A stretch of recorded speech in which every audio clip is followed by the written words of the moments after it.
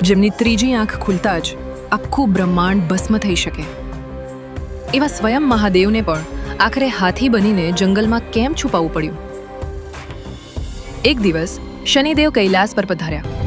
તેમણે મહાદેવને પ્રણામ કરીને કહ્યું, પ્રભુ, હું આપનો ભક્ત છું, પરંતુ ન્યાય કરવું એ મારું કર્તવ્ય છે. આવતીકાલે થોડા સમય માટે મારી વક્ર દ્રષ્ટિ આપ પર પડશે.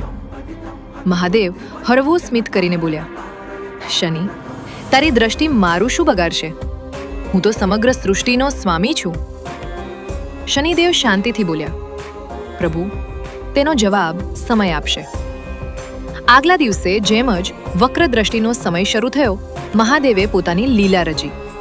તેમણે પોતાનું દિવ્ય સ્વરૂપ છોડ્યું અને એક વિશાળ ગજરાજનું રૂપ ધારણ કરીને ઘનઘોર જંગલમાં છુપાઈ ગયા.